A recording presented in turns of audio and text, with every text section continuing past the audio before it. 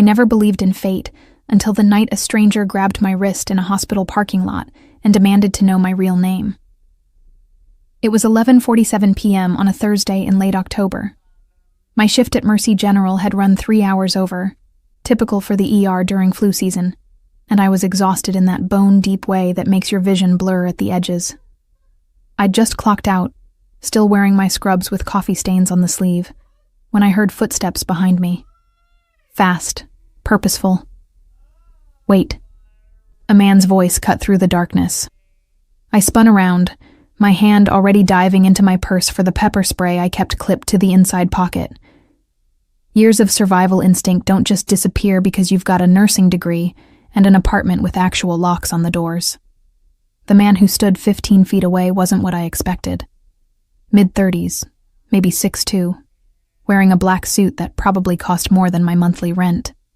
His dark hair was slightly disheveled, and even in the dim parking lot lighting, I could see the intensity in his eyes, gray, like storm clouds over the ocean. He held up both hands, palms out, the universal gesture for, "I'm not a threat," but something in his posture suggested he absolutely could be if he wanted to. "I'm not going to hurt you," he said, his voice rough but controlled. "I just need to see your neck." "Excuse me?" I took a step back, my fingers closing around the pepper spray canister. "You need to leave. Now." "The tattoo." He moved closer, not threatening exactly, but with an urgency that made my heart hammer against my ribs.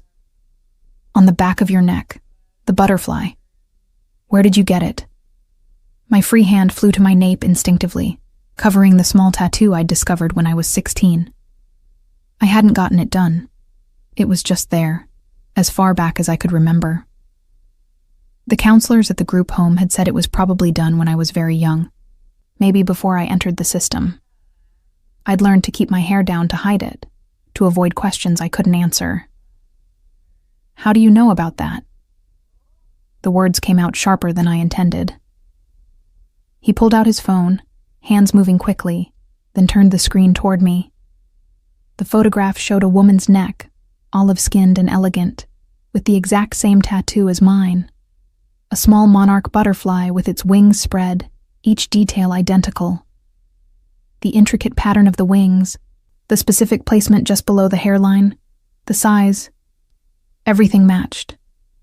"Her name was Isabella," he said, and there was something broken in his voice. "She was my wife. Someone killed her 14 months ago, and I need to know how you have her tattoo." The parking lot seemed to tilt. I steadied myself against my car, the metal cold through my scrubs. "I don't understand. I've had this tattoo my whole life. At least, as long as I can remember." "So did she." He stepped closer, and now I could see the dark circles under his eyes, the faint shadow of stubble on his jaw. This man looked like he hadn't slept properly in over a year. "I need to know your name, your real name, not whatever's on your hospital badge." I glanced down at the ID clipped to my scrubs. Riley Morgan. The name the state gave me when I aged out of foster care at 18, cobbled together from incomplete records and bureaucratic indifference. But before that, there had been other names, other homes, other versions of a childhood I'd spent years trying to forget. "Riley," I said, though it felt like a lie. "Riley Morgan. But that's not the name I was born with. I don't know what that was." His expression shifted, something sharp and almost desperate crossing his features. "Do you remember anything? An orphanage? A facility?" The word hit me like a physical blow. St. Catherine's Home for Children. I hadn't spoken that name aloud in 8 years. Hadn't let myself think about those walls, those locked rooms, the smell of industrial cleaner that never quite masked the underlying scent of fear and desperation. "Yes," I whispered. "St. Catherine's, in Bridgeport. I was there from age 7 until I was 15. The man closed his eyes briefly, his jaw clenching. When he opened them again, there was a fierce determination there that made me take another step back. Isabella was there too, he said, from age 6 to 13. She escaped when she was 13, made it to the city, eventually made it out of the life she'd been forced into. His voice cracked slightly.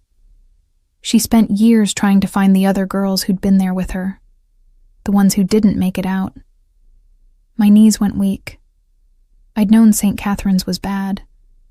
The locked dormitories, the special visitors who came late at night, the girls who disappeared and never came back. But I'd survived by keeping my head down, by being invisible, by never asking questions. When I finally escaped at 15, I'd run and never looked back. "Who are you?" I asked. "My name is Mason Wolfe," he said, and the name clicked something in my memory. Newspaper headlines, whispered rumors, the kind of name that carried weight in certain circles. Mason Wolfe, they said, controlled half the underground in the northeastern corridor. Mason Wolfe was dangerous, connected, untouchable. And I think you might be able to help me find the people who killed my wife. I should have gotten in my car and driven away. Should have called security, filed a police report, done any of the sensible things a normal person would do when confronted by a man who was essentially admitting to being a mob boss in a hospital parking lot at midnight. Instead, I heard myself say, "I'll meet you. Somewhere public. Tomorrow. But I'm not promising anything." He nodded, relief flickering across his face. He pulled out a business card, expensive stock, simple black lettering, and held it out. "There's a coffee shop on 7th and Madison. Tomorrow at 2 p.m. I took the card, our fingers briefly touching.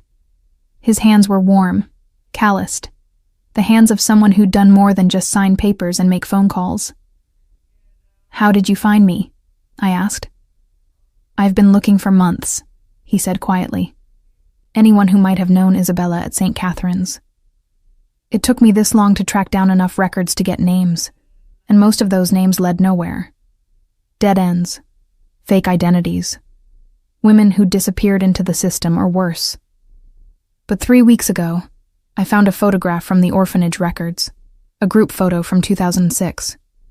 You were in it, you and Isabella, standing next to each other in the back row. Both of you had your hair up. Both of you had the butterfly." He showed me another photo on his phone. It was grainy, black and white, taken with an old camera. But there we were, 2 girls among maybe 20 others, standing in front of St. Catherine's main building. I remembered that day. They'd made us dress up, smile for the camera, some kind of inspection or fundraising photo opportunity. I'd been 12. The girl next to me had been maybe 14 or 15, with long dark hair and eyes that looked too old for her face. Isabella.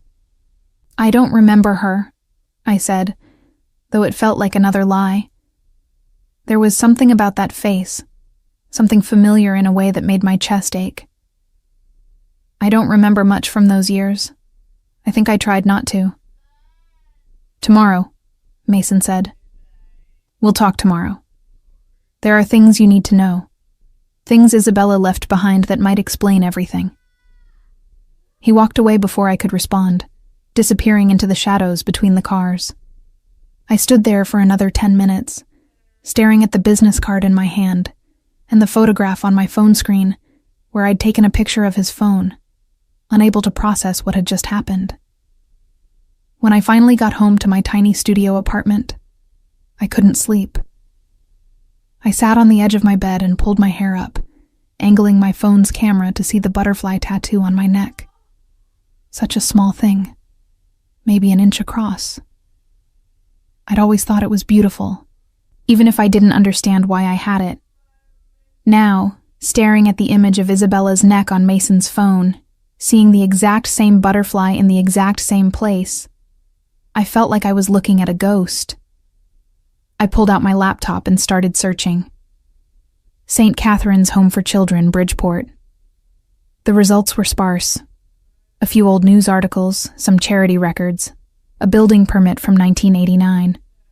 The place had officially closed in 2008, just 3 years after I escaped, citing financial difficulties, according to the records.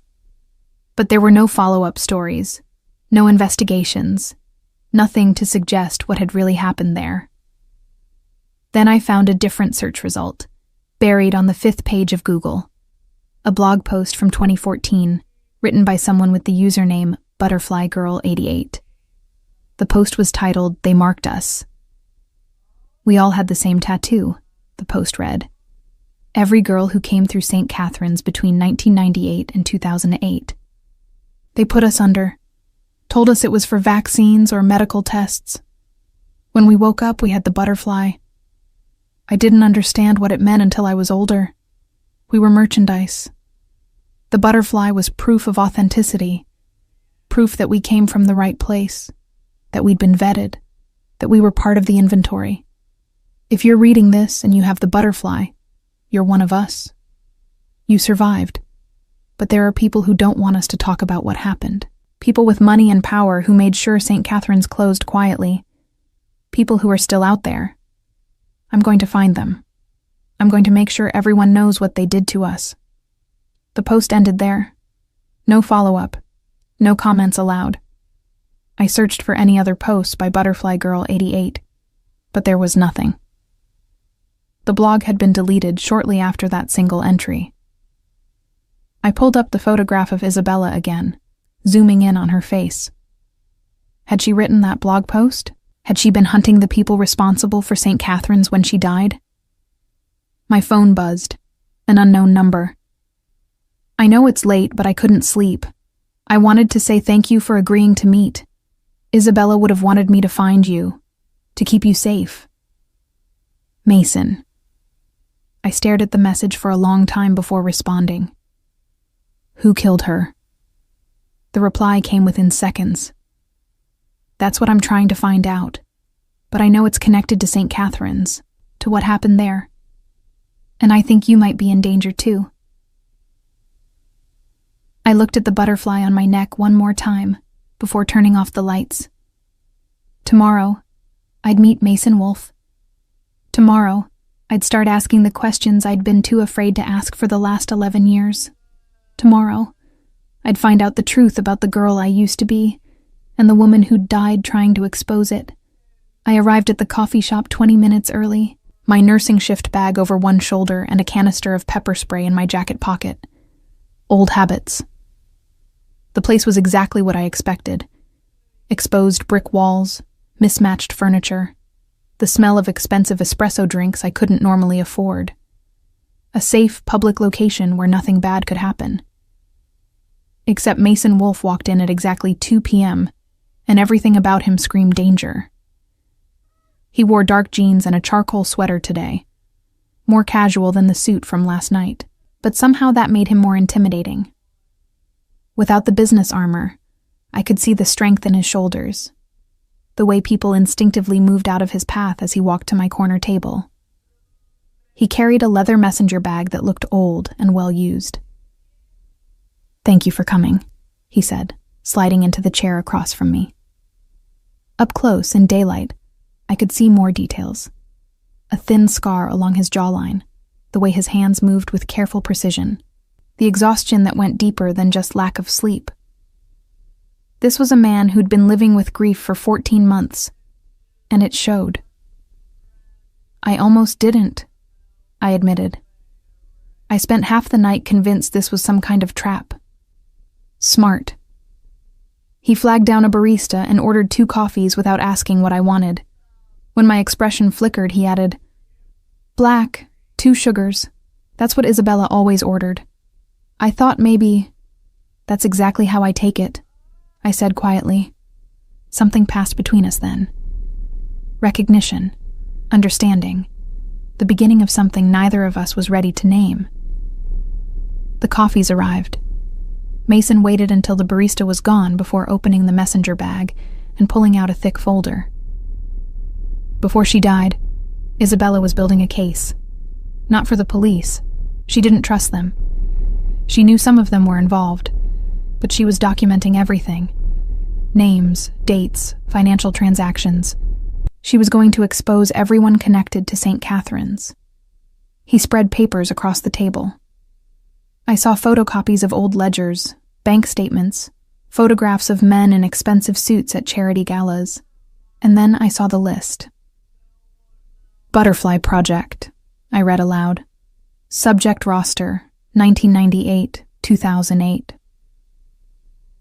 There were 43 names on that list. Most had been crossed out in red ink, deceased according to the notations beside them. Some had question marks. 5 had been highlighted in yellow. My breath caught when I saw one of those yellow highlighted names. Riley Fairchild, Mason said, pointing to the entry. Born April 15, 1999. Entered St. Catherine's September 2006. Last known location, Mercy General Hospital. Status, alive. Fairchild, I whispered. The name hit me like a punch to the gut. Memories flooded back, a woman with blonde hair and tired eyes, calling me Riley baby before she disappeared. My mother. At least, I thought she'd been my mother. I was 7 when I went into St. Catherine's.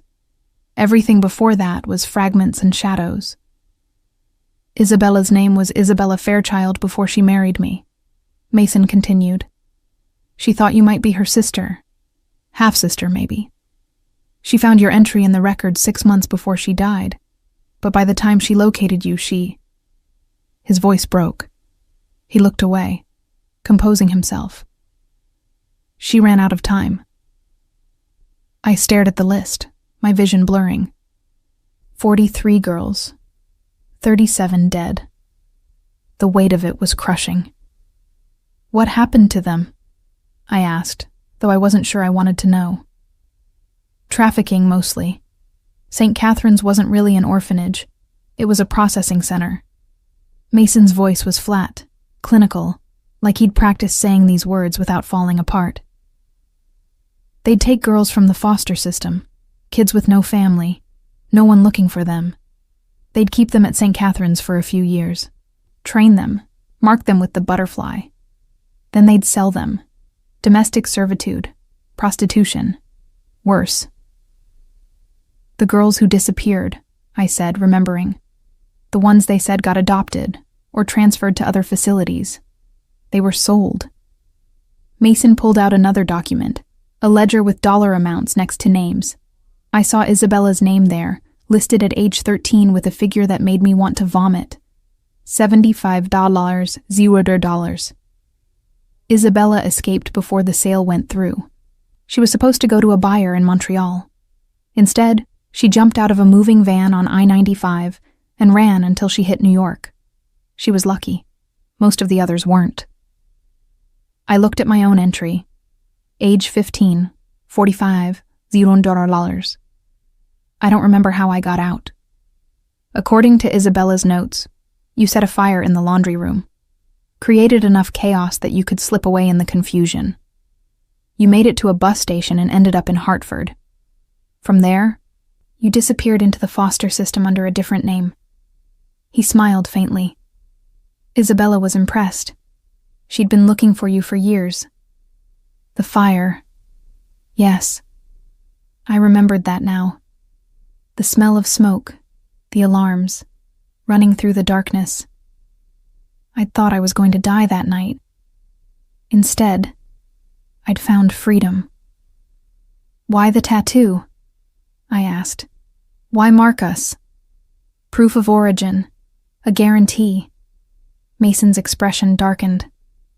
The people who ran this operation were connected to major crime families across the Northeast. The butterfly meant you came from St. Catherine's, which meant you'd been properly conditioned, medically cleared, documented. It was a brand. Quality assurance for human merchandise. I felt sick. All these years I'd thought the tattoo was beautiful. A mystery from my past. Now I knew it was a mark of ownership. Proof that I'd been cattle in someone's twisted inventory system. Isabella found 5 survivors. Mason continued, pointing to the highlighted names. You, a woman named Jade Chen who's somewhere in Vancouver. 2 others who've gone completely off-grid, fake identities, no digital footprint, and one who died by suicide in 2019.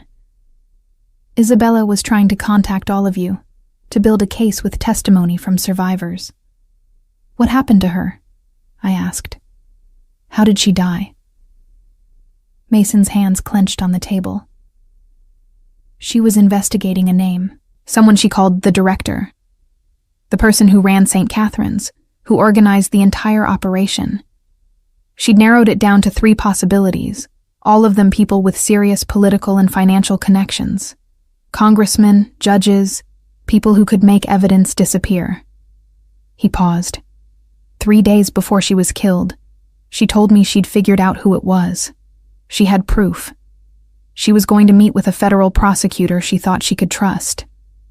And she never made it to that meeting. Someone ran her car off the road on Route 9, made it look like an accident, wet pavement, sharp curve, but I found the brake line. It had been cut. His voice was raw with controlled rage. She knew she was in danger. She'd hidden copies of everything, all her research, all her evidence. She told me where to find it if anything happened to her. He pulled out a USB drive and set it on the table between us. This is everything: names, financial records, testimony from Isabella and 3 other survivors who trusted her, photographs from inside St. Catherine's, documents proving that state officials knew what was happening and covered it up. If we can find the director and get this information to the right people, we can bring down the entire network. I stared at the USB drive like it was a live grenade. Why are you telling me this? Why not just go to the police? Because half the police are on their payroll, Mason said bluntly. Because every time Isabella got close, someone tipped them off. Because the last federal prosecutor she trusted ended up dead 2 weeks after Isabella. Suicide, according to the official report. His gray eyes locked onto mine. I need someone who understands what happened. Someone who survived it. Someone who has as much reason to want justice as I do. I'm a nurse, I said. I'm not a detective or a criminal or... You're a survivor, he interrupted. You're someone who's been invisible your whole life, which means you know how to stay hidden when you need to. You're someone Isabella wanted to protect. And based on these files, you're someone who might be able to identify the director if we can narrow down the suspects. He pulled out 3 photographs. 3 men, all in their late 50s or early 60s. Victor Reeves, state congressman, chairman of the Committee on Child Welfare from 2001 to 2009. His nonprofit foundation donated $2 million to St. Catherine's over that period. Next photo. Lawrence Chen, district attorney, now a state judge. His wife served on St. Catherine's board of directors. He personally handled several cases where girls from the home were reported missing, all closed as runaways. Third photo. Marcus Webb, real estate developer. He owned the building where St. Catherine's operated. Sold it to a shell corporation 3 months before the place closed. Made $4 million profit. I studied each face, looking for recognition. And then I saw it. Him, I said, pointing to Victor Reeves. I remember him. He visited the home sometimes. They called him Uncle Victor. He'd walk through the dormitories, talk to some of the older girls. I remember he had a gold ring with a crest on it, and he smelled like cigars and expensive cologne. Mason leaned forward. Are you certain? Yes. The memory was crystallizing now, sharp and painful. He picked Isabella once. I remember because she came back to the dormitory crying. She wouldn't tell anyone what happened, but the next day, she started planning her escape. Mason's expression went cold, dangerous. Victor Reeves, current congressman for the 12th District, on the Judiciary Committee, untouchable. Not if we have proof, I said. No, Mason agreed. Not if we have proof. But getting that proof means finishing what Isabella started. It means finding the other survivors. It means getting testimony that will hold up, documentation that can't be dismissed. It means putting yourself in danger. I should have walked away. Should have taken my coffee and my normal life and left this whole nightmare behind. But I kept seeing Isabella's face in that photograph, kept thinking about the 37 dead girls on that list. "What do you need me to do?" I asked. Mason exhaled slowly, something like relief crossing his features. "First, we need to find Jade Chen. She's the only other survivor besides you who might be able to identify Reeves. Isabella was trying to contact her when she died. Last known location is Vancouver, but that was over a year ago. And then we build a case that even Reeves can't make disappear. We find witnesses who will go on record. We trace the money. We prove the connection between his foundation and the trafficking operation.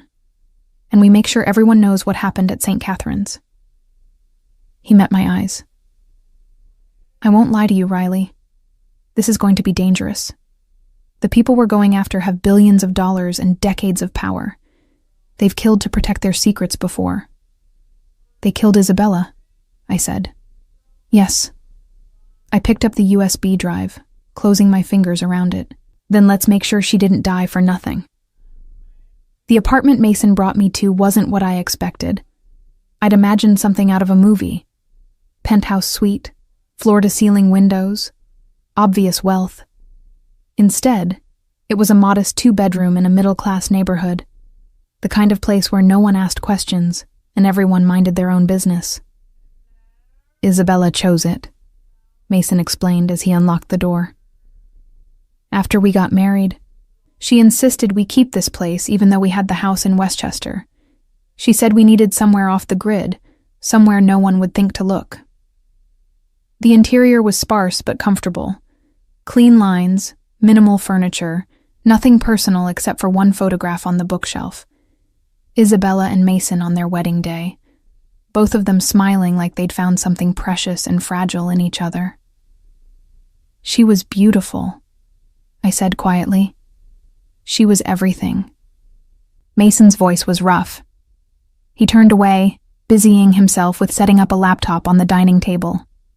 "She was also brilliant, meticulous. Every piece of evidence in these files is documented, cross-referenced, verified. She knew she was building something that had to be bulletproof." Over the next 3 hours, we went through Isabella's research. It was more extensive than I'd imagined. Not just names and dates, but a complete map of the trafficking network that had operated through St. Catherine's and at least 7 other facilities across 5 states. The Butterfly Project, I read from one document. Initiated 1998, primary coordinator VR. I looked up. Victor Reeves. Isabella traced it back to a nonprofit he founded in 1997, Mason said, pulling up financial records on the laptop. The Foundation for Child Welfare. On paper, it's a legitimate charity that provided funding to group homes and orphanages. But if you follow the money... He clicked through several screens, showing me a complex web of transactions. It's a money laundering operation. Donations come in from legitimate businesses and philanthropists. That money gets funneled through various accounts, stripped clean, then emerges on the other side as payments to shell corporations that don't actually provide any services. And St. Catherine's received $200,000 annually from the foundation. That money was supposed to cover operational costs, staff salaries, medical care for the children. But the actual expenses were maybe $50,000 a year. The rest? He showed me another set of records, divided among 6 people. Reeves got the biggest cut, about $80,000 a year. The rest went to the director of St. Catherine's, 2 caseworkers, and 2 individuals Isabella couldn't identify. Probably handlers or buyers. I felt cold despite the warm apartment. They were stealing from a charity meant to help children while trafficking those same children. It's worse than that. Mason opened another file. The foundation received government grants. Taxpayer money was literally funding a child trafficking operation, and no one noticed because Reeves controlled the oversight committee. I stood up, needing to move, needing to process. How did Isabella figure all this out? She was careful, patient. After she escaped, she spent years rebuilding her life. Got her GED, worked her way through community college, eventually became a social worker. Mason's voice softened. She wanted to help kids like her, like you. But every time she tried to work within the system, she'd hit walls. Cases that mysteriously closed. Evidence that disappeared. She started to realize that the corruption went deeper than just St. Catherine's. That's when she started investigating on her own. She spent 5 years building this case, working her day job, then coming home and spending every evening tracking down records, interviewing survivors who'd talked to her, following money trails. He pulled up a timeline on the laptop. She found 43 girls who'd been through the Butterfly Project. 37 were dead, overdoses, suicides, accidents, or just missing and presumed dead. Of the 6 alive, 2 refused to talk to her. They were too scared or too traumatized. One is in a psychiatric facility, unable to communicate.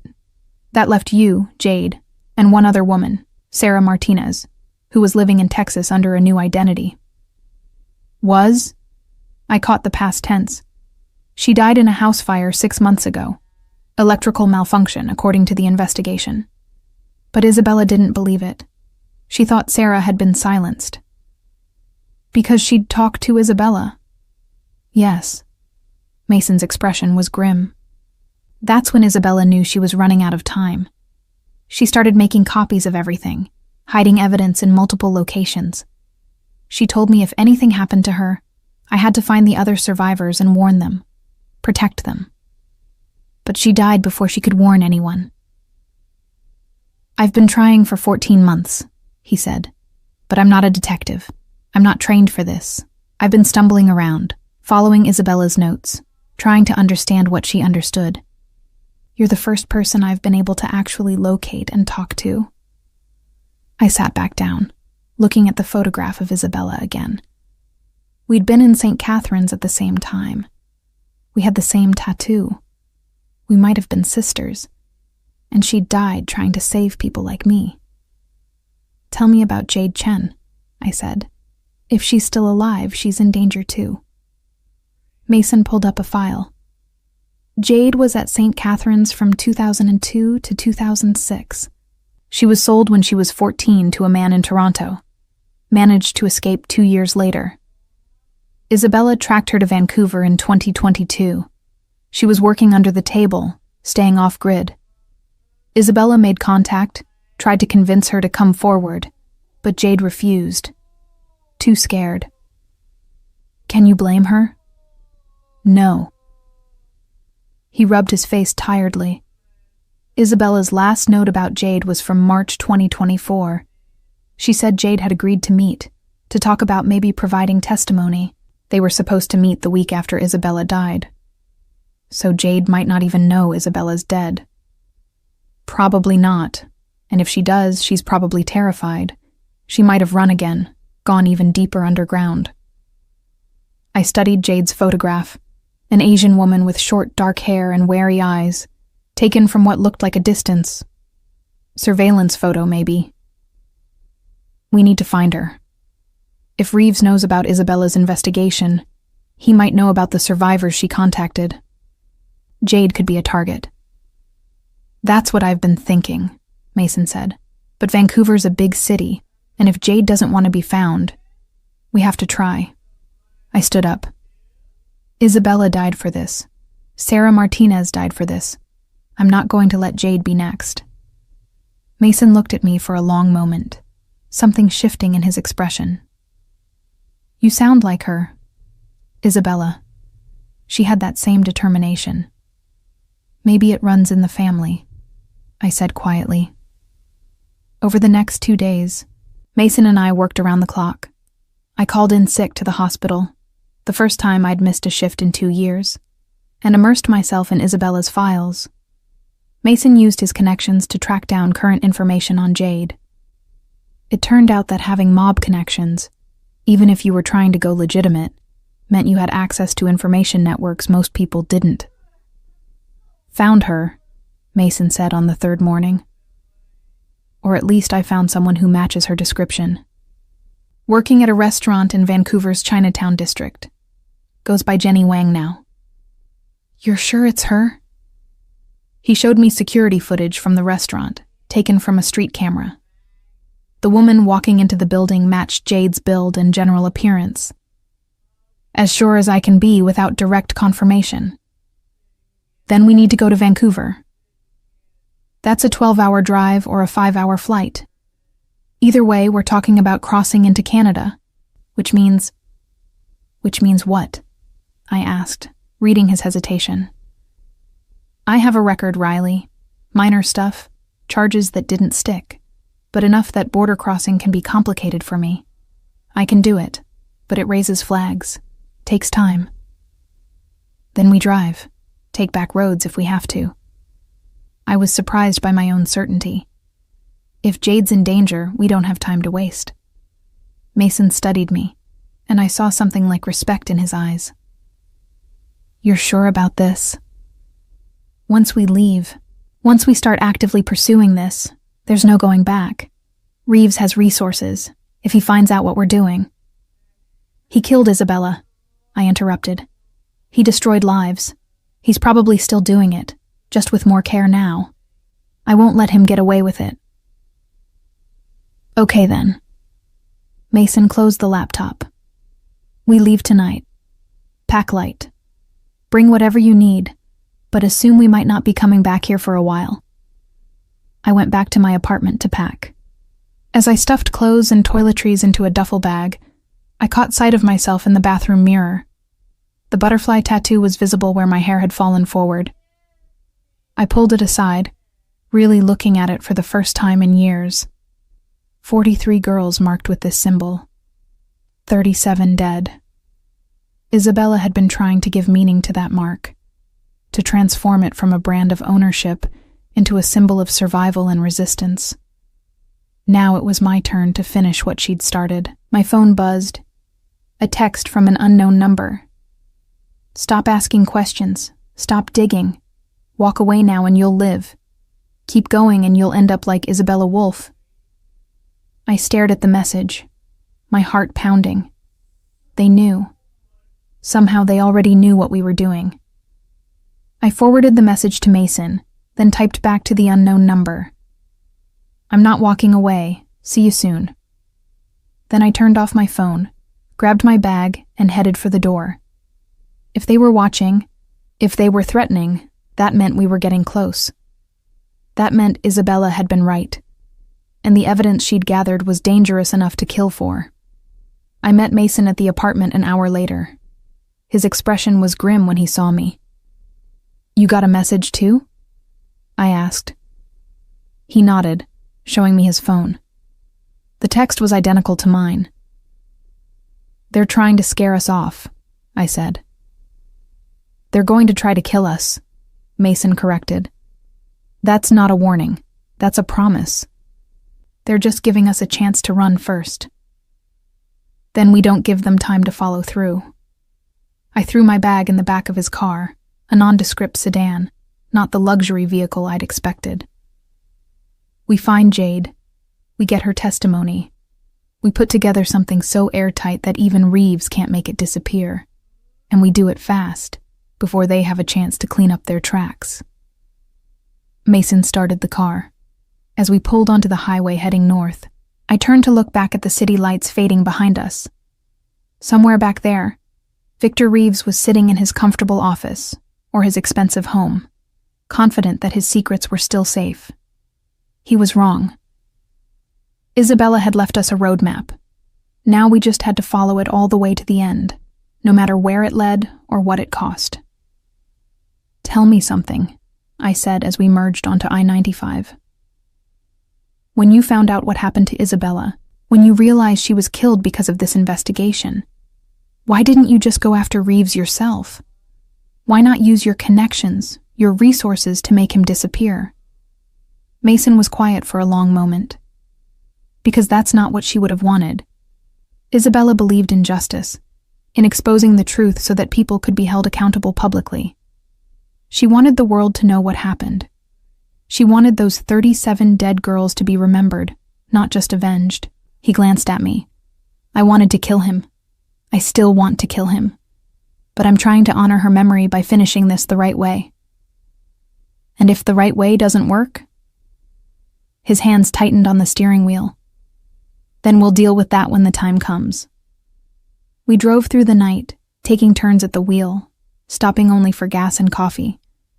By the time we crossed into Canada through a small border checkpoint in Maine, dawn was breaking over the eastern horizon. Vancouver was still 8 hours away. 8 hours to plan. 8 hours to prepare. 8 hours before we walked into whatever trap might be waiting for us. We arrived in Vancouver on a gray afternoon, the city wrapped in mist that rolled in from the Pacific. Mason had booked us a hotel room in Chinatown, one room with 2 beds, both because it was safer to stay together and because we were running low on the cash he'd brought. Credit cards left trails, and we couldn't risk anyone tracking our movements.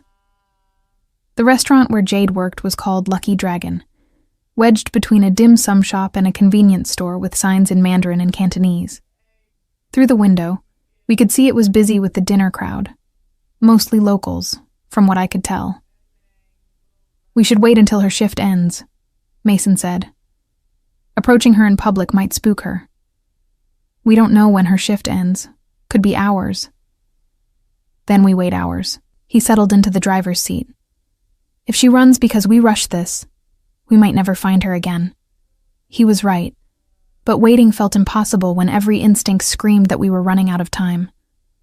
The threatening texts had stopped, which somehow felt worse than receiving them. Silence meant planning.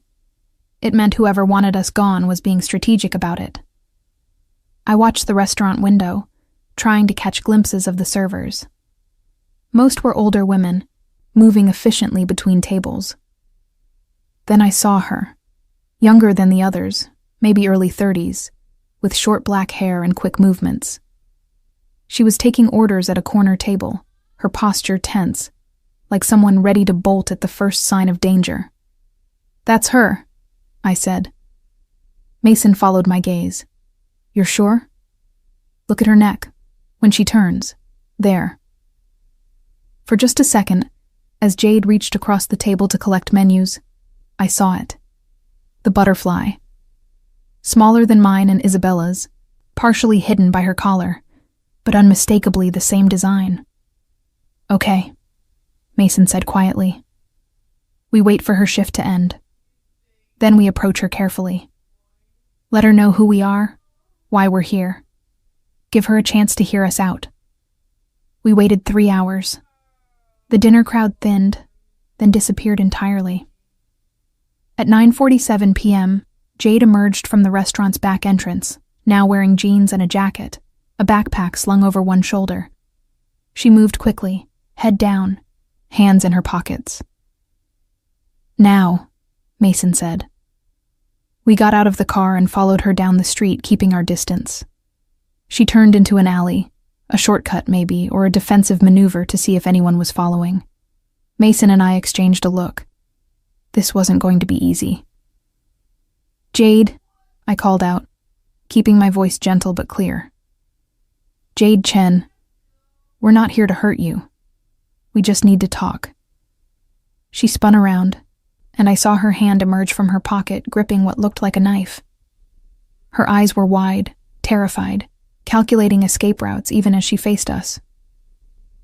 "My name isn't Jade," she said, her accent faintly Canadian, the words clipped.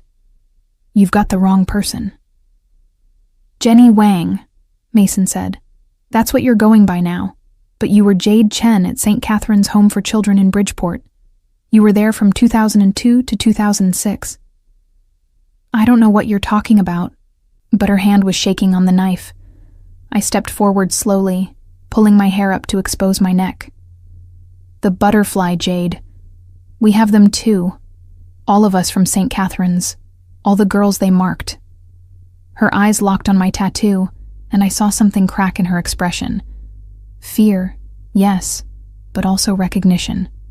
Relief, maybe, at not being alone. "Who are you?" she whispered.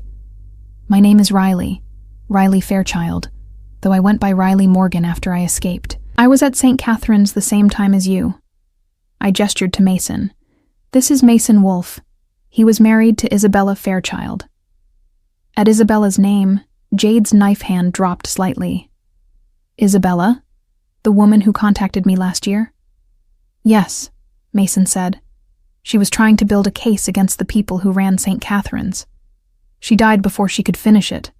We're trying to complete her work. She's dead. Jade's voice broke. How? Murdered, I said bluntly. Made to look like an accident. Because she got too close to exposing the truth. Jade lowered the knife completely now, leaning back against the alley wall. She looked exhausted. Years of fear and survival etched into her features. I knew it was dangerous. When she contacted me, when she told me what she was doing, I knew something would happen to her. That's why I said no. That's why I stayed hidden. We're not asking you to go public, Mason said. Not yet. But we need information. Isabella's files have gaps. Things only survivors would know. Details that could help us prove what happened. And if I help you? Jade's eyes were hard. What then? They'll come after me like they came after Isabella. Like they probably came after Sarah. You know about Sarah? I asked. I saw the news. House fire in Dallas. Electrical malfunction. Jade laughed bitterly. I knew what it really was. That's when I changed my name again. Moved apartments. Stopped using any connection to my old life. I've been waiting for them to find me ever since. They will, eventually, Mason said. If Victor Reeves knows Isabella was in contact with you, he'll keep looking. Your only chance at real safety is helping us take him down first. Victor Reeves. Jade spat the name like poison. He's the one who picked me, the one who arranged my sale. I remember his face, his voice, the way he talked about us like we were livestock being graded for market. Then help us, I said. Help us make sure he can't do this to anyone else. Jade studied us both for a long moment. Then she pocketed her knife and pulled out a cigarette, lighting it with shaking hands. I live 3 blocks from here, small apartment. It's not much, but it's private. We can talk there. Jade's apartment was exactly as she'd described, tiny, sparsely furnished, with locks on every window, and a baseball bat propped beside the door. The walls were bare, except for a single photograph of what looked like a younger Jade with an older woman, both smiling. My grandmother, Jade said, seeing me look at it. The only family I had before St. Catherine's. She died when I was 9. That's how I ended up in the system. She made tea, jasmine, fragrant and calming, and we sat around her small kitchen table. Mason pulled out a notebook and recorder, but Jade shook her head at the recorder. No recordings. Nothing that could be used to identify me if it falls into the wrong hands. I'll tell you what I know, but I won't have my voice on tape. Fair enough, Mason said, putting the recorder away. For the next 2 hours, Jade told us her story. Some of it matched what I remembered, the locked dormitories, the medical examinations that were really just pretexts for marking us with the tattoo, the visitors who would walk through and evaluate us like they were shopping. But Jade had been older when she arrived at St. Catherine's. She'd understood more, seen more. There were 3 main buyers, she said. Domestic buyers who wanted girls for housework and nannying, sometimes legitimate families who treated you decently if you were lucky. International buyers who were trafficking girls overseas, and the specialists. Specialists? I asked. Men with specific requirements, certain ages, certain looks. They paid more. Victor Reeves was a specialist. He liked girls between 13 and 15, brunette, quiet. He'd take them to a house upstate for weekends. Some of them came back, some didn't. Mason's jaw clenched. Isabella went with him once. I remember, Jade said quietly. She came back different. Harder. That's when she started planning her escape. She tried to convince me to go with her, but I was too scared. I thought I'd be safer staying, being compliant, waiting for a good buyer. She laughed bitterly. Instead, I got sold to a man in Toronto who locked me in his basement for 2 years. How did you escape? I asked. House fire. Ironic, given what happened to Sarah. But that one was real. Electrical problem in the old wiring. I got out through a basement window while he was trying to save his computers and files. Ran until I hit the border. Talked my way across by claiming I was a Canadian citizen separated from my family. Made it to Vancouver and stayed invisible ever since. Do you remember any other names? Mason asked. Anyone besides Reeves who was involved in running St. Catharines or arranging the sales? Jade nodded slowly. There was a woman, Linda something. She worked as the director's assistant, but really she was the one who handled the logistics, matching girls to buyers, arranging transportation, managing the money. She was efficient, cold. I remember she wore expensive jewelry and drove a BMW. She didn't live like someone making a social worker's salary. Linda Moreau, Mason said, checking his notes. Isabella had her name in the files but couldn't track her down after St. Catharines closed. She probably retired somewhere nice with all the money she made selling children, Jade said harshly. People like that don't face consequences. They just disappear into comfortable lives while we're left picking up the pieces. Not if we can help it, I said. If we can find Linda Moreau, she might be willing to testify in exchange for immunity. She'd have detailed knowledge of the operation, bank accounts, buyer networks, everyone involved. She'd never talk, Jade said. She's too smart. She knows talking means dying. Maybe, Mason said. But Isabella found a way to pressure people. She traced Linda's finances, found discrepancies that could be evidence of tax evasion or money laundering. If we can pick up where Isabella left off. A sound outside the window made us all freeze. Footsteps in the alley. Slow, deliberate. Jade moved silently to the window, peeking through the blinds. Car parked across the street, she whispered. Dark sedan. 2 men inside. They've been sitting there for the last 5 minutes. Mason was on his feet immediately. Back door? Fire escape. Leads to the alley behind the building. Then we use it. Now. We moved quickly, grabbing our things. Jade paused only to snatch the photograph of her grandmother from the wall. I'm not leaving this behind again. The fire escape was old and creaky, but we made it down without alerting whoever was watching the front.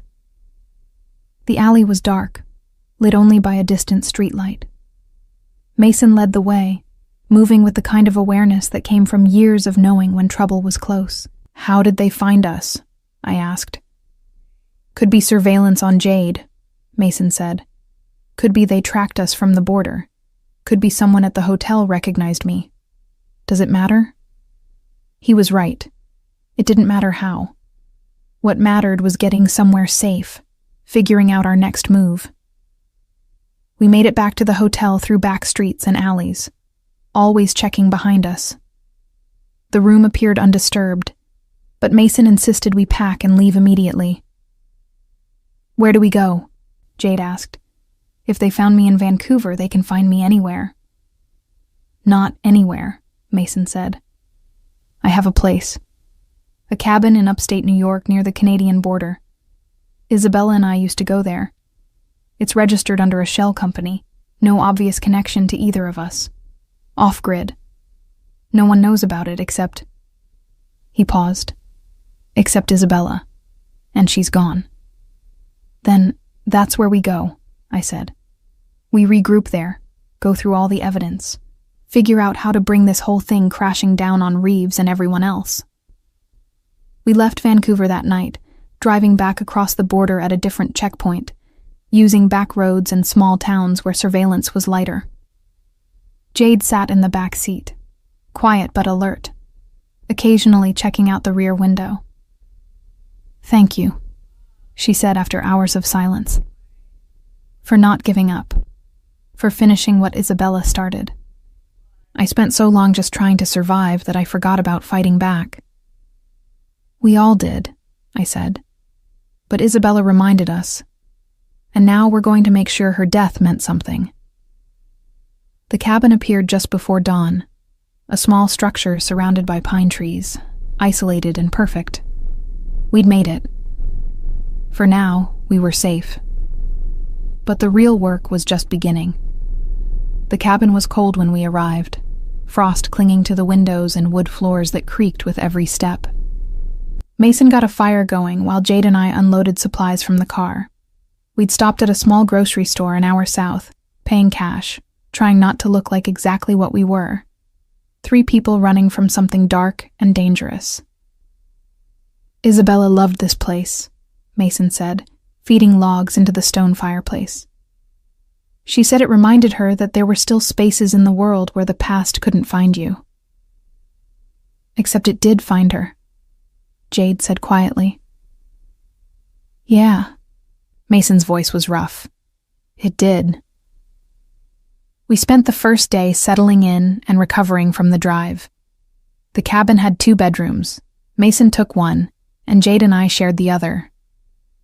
That night, lying in the darkness listening to Jade's breathing steady into sleep, I found myself thinking about Isabella, the woman I'd maybe been sisters with, who died trying to save people like us. I touched the butterfly on my neck, feeling the slight raised texture of the old tattoo. The next morning, we started working in earnest. Mason spread Isabella's files across the dining table. Physical copies, because he didn't trust digital storage anymore. Bank records, photographs, testimony notes, financial statements. Years of meticulous investigation laid out in paper and ink. "We need to organize this into something presentable," Mason said. "Something that tells a clear story from beginning to end. Right now, it's comprehensive, but scattered."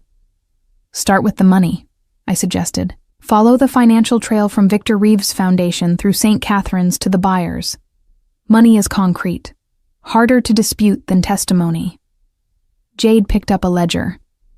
"I recognize some of these amounts. 45 $no, 75 $no. Those were the prices. I saw Linda Moreau reviewing these exact numbers when she was matching us with buyers." "Can you identify which girls were sold for which amounts?" Mason asked. "Some of them, yes." I paid attention. I thought maybe if I understood how the system worked, I could find a way to escape it. We worked through the day, creating a timeline. The Butterfly Project had started in 1998 with 6 girls. By 2008, when St. Catherine's closed, 43 girls had been processed through the system. Isabella had documented the fate of 37 of them, dead, most within 5 years of leaving St. Catherine's. Overdoses, accidents, suicides, missing persons cases that were never solved. "They were disposing of evidence," Jade said, her voice flat. "Anyone who might talk, who might expose the operation. They made sure we didn't survive long enough to become a problem." "But 6 of you did survive," Mason said. "You, Riley, Isabella, Sarah, and 2 others who went completely off-grid. Isabella couldn't find the last 2. She only had partial names, Emma and Sophia. No last names, no locations." "I remember Emma," Jade said suddenly. "Emma Reeves." The room went silent. "Reeves?" I repeated. "His daughter," Jade said. "Or at least, that's what Linda Moreau told us. She came to St. Catherine's when she was 16, stayed for 6 months. We thought it was strange. Why would a congressman's daughter be in a place like that? But Linda said Emma had gotten in trouble, and her father wanted her somewhere controlled, somewhere she could be watched." Mason was already pulling up information on his laptop. "Victor Reeves has 1 daughter, Emma Reeves, age 31, lives in Boston, works as a graphic designer. No criminal record, no obvious connection to St. Catherine's." She wasn't like us, Jade continued. She didn't have the butterfly tattoo. She wasn't being sold.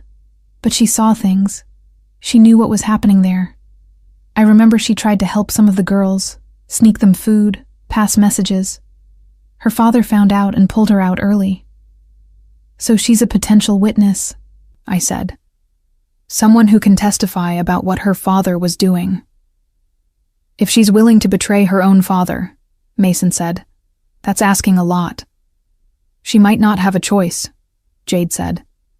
If she has a conscience at all, she's been living with what she knew for 15 years. Sometimes people break under that kind of weight. Over the next 3 days, we built our case. Mason used his connections, the legitimate ones, lawyers and investigators who owed him favors, to start pulling together legal frameworks, how to present evidence of child trafficking, how to build a RICO case that could implicate everyone involved, how to ensure our testimony would be protected. I focused on the human story, organizing the testimonies of survivors Isabella had collected. Each one was heartbreaking. Each one was proof.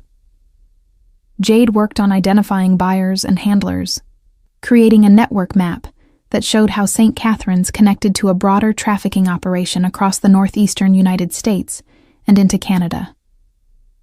On the 4th day, Mason made a decision. We need to contact Emma Reeves, he said. If she's willing to cooperate, her testimony could be the breakthrough we need.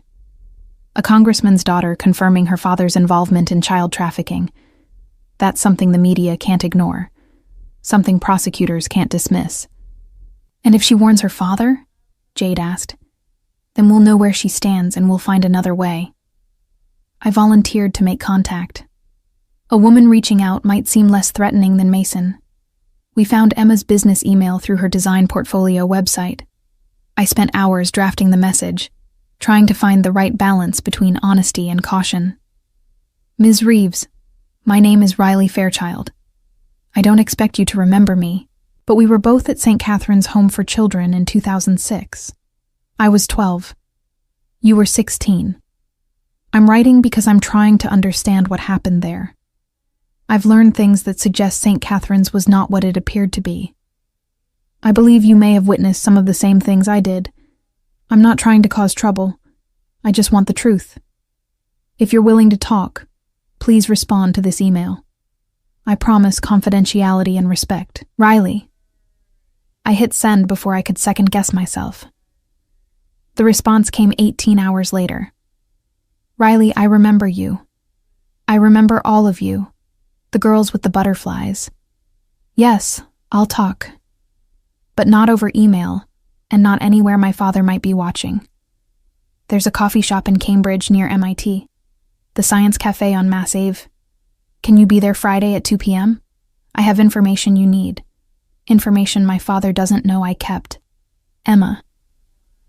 Friday was 2 days away. We used the time to prepare, to rehearse questions, to steel ourselves for whatever Emma might reveal. Mason insisted on coming with me, though we agreed he'd sit separately, watching, ready to intervene if things went wrong. The drive to Cambridge took 4 hours. We arrived early, scouted the location, confirmed exit routes. The Science Cafe was perfect, busy enough that we'd blend in, open enough that threats would be visible. Emma walked in at exactly 2 p.m. She looked nothing like her father, petite, blonde, with an artist's style and watchful eyes that probably saw more than people realized. She spotted me immediately, something in her expression confirming she knew exactly who I was. Riley, she said, sliding into the booth across from me. You look different, older, but the eyes are the same, scared but determined. You remember me?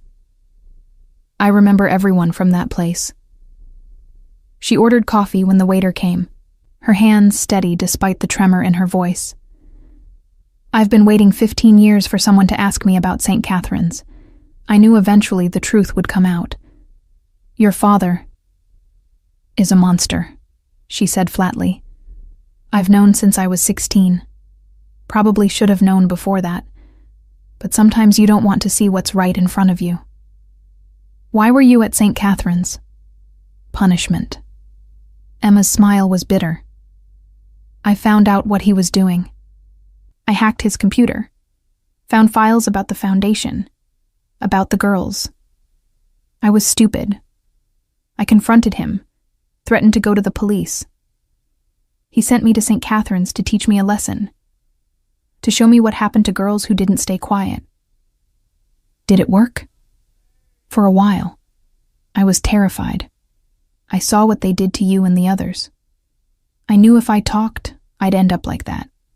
Or worse. She paused. But before he pulled me out, I copied files. Everything I could find on his computer, on Linda Moreau's computer, on the director's computer.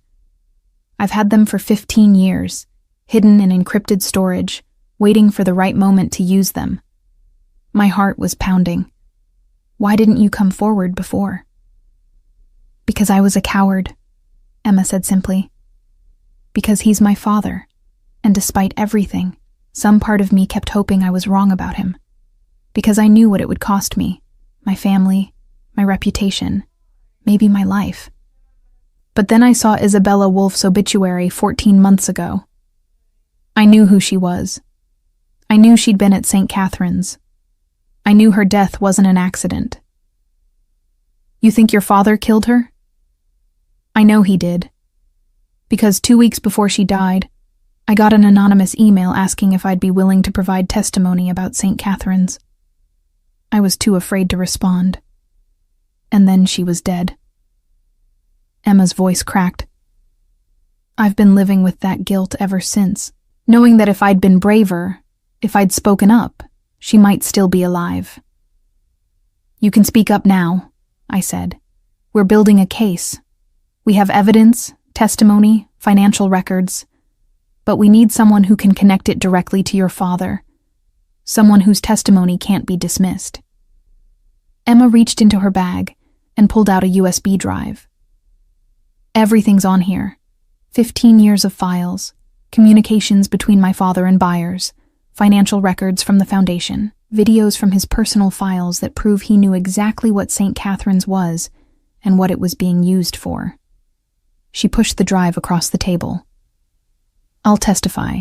I'll go on record. I'll do whatever you need. Just promise me you'll bring him down. All of them. Everyone who was involved. I closed my fingers around the USB drive. I promise. There's something else you should know, Emma said. My father has been looking for survivors. He hired investigators to track down anyone who might have testimony about St. Catherine's. That's probably how he found Isabella. And that's definitely how he'll find you if you're not careful. We're being careful. Not careful enough if I could track you down. She slid a piece of paper across the table. That's a secure email. If you need to contact me, use that.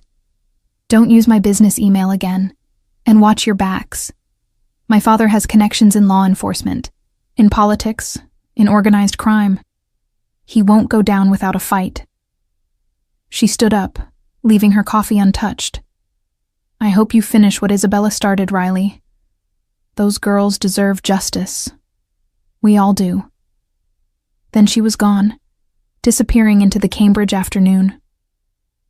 I sat there for another 5 minutes, the USB drive burning in my pocket, before Mason appeared beside me.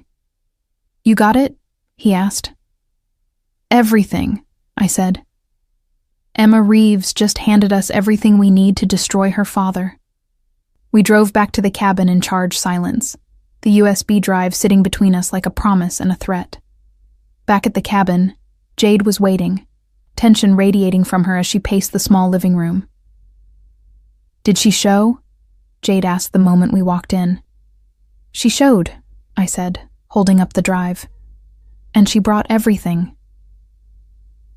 We spent that evening going through Emma's files. It was worse than anything Isabella had documented. Video footage of Victor Reeves at St. Catherine's, walking through dormitories, selecting girls. Emails discussing prices and preferences with buyers whose names we recognized.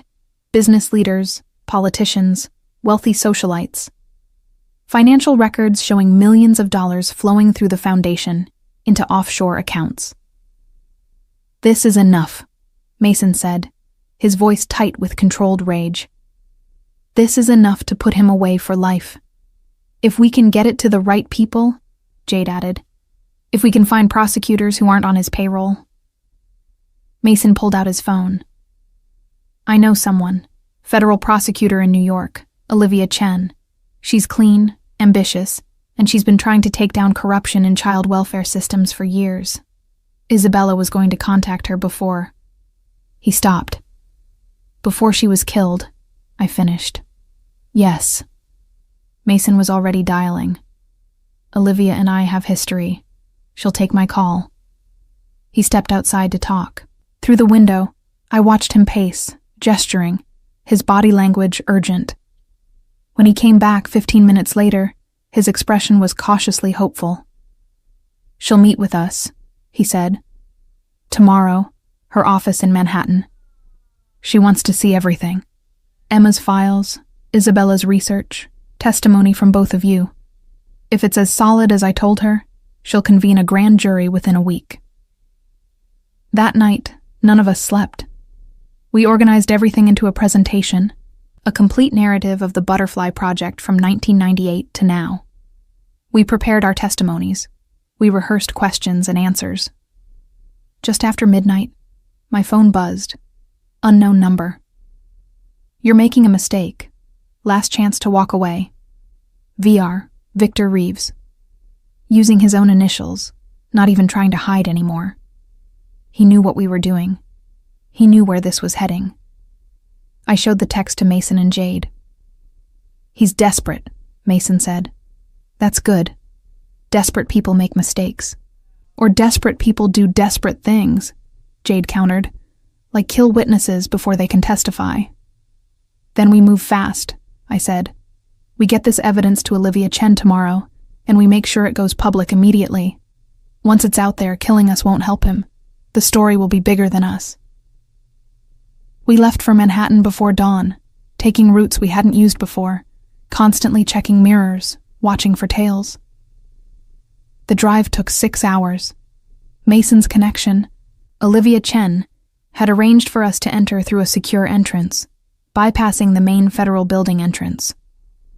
She was younger than I expected, early 40s, sharp-eyed, with the kind of intensity that suggested she didn't tolerate nonsense. Her office was professional but sparse, decorated with law degrees and commendations. "Mason," she said, shaking his hand formally. "I was sorry to hear about Isabella. She was doing important work." "She died because of that work," Mason said. "These are the people who are finishing it. Riley Fairchild and Jade Chen, both survivors of St. Catherine's." Olivia's expression softened slightly as she looked at us. "Thank you for coming forward. I know this can't be easy." For the next 4 hours, we walked her through everything: the financial records, the testimony, the videos from Emma's files. Olivia's face grew progressively darker as she absorbed the evidence. "This is RICO," she said finally. "Racketeering, human trafficking, money laundering, murder. You're looking at federal charges that could bring down not just Reeves, but everyone connected to this operation." She paused. "The challenge is going to be protecting you. Once we move on this, Reeves will know who provided the evidence. You'll need witness protection." "I don't want protection," I said. "I want justice. I want people to know what happened. I want those 37 girls who died to be remembered." "You'll have both," Olivia said. "But you need to stay alive to see it. Let me worry about keeping you safe. You worry about being ready to testify." She made calls while we waited. To other federal prosecutors. To FBI agents who specialized in organized crime and trafficking. To media contacts who could ensure the story broke widely and quickly. By the time we left her office that evening, the machinery of justice was in motion. Grand jury subpoenas would be issued within 48 hours. Arrest warrants were being prepared. A press conference was scheduled for the following week. "What about Emma?" I asked Mason as we drove to a safe house the FBI had arranged. She's exposed now, too. Olivia's people are picking her up tonight, Mason said. She'll be in protective custody until this is over. The safe house was a brownstone in Brooklyn, guarded by federal agents, secure. We stayed there for 3 days while prosecutors built their case. On the morning of the 4th day, news broke. Federal prosecutors charge Congressman Victor Reeves in decades-long child trafficking conspiracy. The story was everywhere. Front page of the New York Times. Lead story on every news channel. The evidence was too overwhelming to ignore, too documented to dismiss. Photos of Reeves being led from his home in handcuffs. Footage of FBI agents raiding the offices of his foundation. Within hours, more arrests followed. Linda Moreau was picked up at the airport trying to flee to Mexico. 3 state officials who'd been on St. Catherine's board. 2 buyers whose names appeared in the financial records. A police captain who'd covered up missing persons reports. The network was collapsing. On the 5th day, Mason got a call from Olivia Chen. "We found her," she said simply. "Found who?" "Sofia Martinez, one of the missing survivors from Isabella's list." She saw the news coverage and came forward. She's been living in Texas under a different name. She wants to add her testimony to the case. One more voice. One more survivor stepping out of the shadows. The trial began 6 months later. Federal courthouse in Manhattan, maximum security. I testified on the 3rd day, Jade on the 4th, Emma Reeves on the 5th, walking into that courtroom and looking her father in the eye as she described everything he'd done. Victor Reeves showed no emotion. He sat at the defense table, flanked by expensive lawyers, maintaining his innocence. But the evidence was insurmountable. The jury deliberated for 4 hours, guilty on all counts. 2 weeks later, sentencing. Victor Reeves received life without parole. Linda Moreau, 25 years. The state officials, 10 to 15 years each. The buyers, various sentences based on their involvement. Justice. Finally. After the sentencing, Mason, Jade, Emma, and I stood on the courthouse steps, surrounded by reporters and cameras. "This is for Isabella," Mason said into the microphones. "For Isabella Fairchild Wolf, who died trying to expose this conspiracy. For the 37 girls who didn't survive. For every child who was trafficked through St. Catherine's and the other facilities. This is their justice." That night, we gathered at the cabin one last time. Mason brought champagne, though none of us felt much like celebrating. We were too exhausted, too hollowed out by months of testimony and trauma. "What now?" Jade asked. "Now we live," I said. "We build the lives they tried to take from us." "Isabella would want that," Mason added. "She spent years trying to survive, then more years trying to help others survive. She'd want us to do more than just survive, though. She'd want us to thrive." Emma raised her glass. "To Isabella. And to the Butterfly Project, not their project, but ours. A network of survivors who refused to stay silent." We clinked glasses, and for the first time in months, I felt something like hope. In the weeks that followed, we went our separate ways but stayed connected. Jade returned to Vancouver but started the process of getting her life back. Real identity, proper documentation, therapy. Emma started a nonprofit providing legal services to trafficking survivors. Mason sold his house in Westchester and donated the proceeds to fund Emma's organization. And me? I went back to nursing, but I also started speaking publicly about St. Catherine's, about trafficking, about survival. I kept my butterfly tattoo visible now, wearing my hair up, letting people see the mark that had once branded me as merchandise. Now it was a symbol of survival, of resistance. 6 months after the trial, Mason called me. "I've been thinking," he said. "Isabella kept journals. Did I ever tell you that? She wrote everything down. Her thoughts, her dreams, her plans. I've been reading through them, and I found something. An entry from 2 weeks before she died. What did it say? She wrote about finding you, about discovering that her little sister from St. Catherine's was alive, working as a nurse, building a good life. She wrote that finding you gave her hope that all the work she was doing mattered, that if you could survive and thrive, then maybe there was a purpose to everything she'd been through. My throat tightened. I wish I'd known her. You did, in a way. You were connected. By the butterfly, by St. Catherine's, by survival. He paused. She also wrote that she wanted to make sure you stayed safe. That if anything happened to her, she hoped someone would find you and warn you and protect you. You did that, I said. You finished what she started. We finished it, Mason corrected. All of us together. That's what Isabella would have wanted. A year later, we held a memorial. All the survivors who were willing and able to attend gathered in a small park in Bridgeport, not far from where St. Catherine's had once stood. The building had been demolished, replaced by affordable housing, a better use of cursed ground. We planted 43 trees in a circle, one for each girl who'd been part of the Butterfly Project. 37 had plaques with names for those who died. 6 were living memorials for those of us who survived. Mason planted Isabella's tree, a Japanese maple that would bloom red every spring.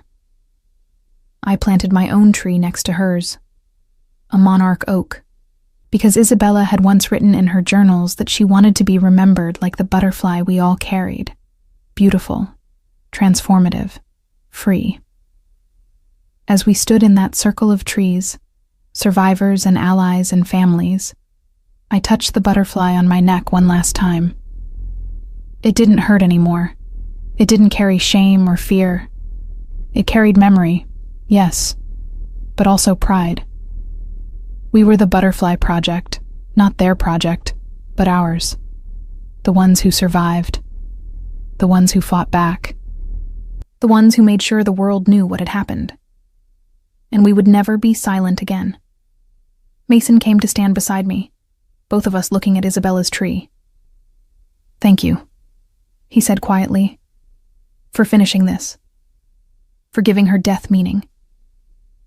Thank you for not giving up, I replied, for believing her, for believing us.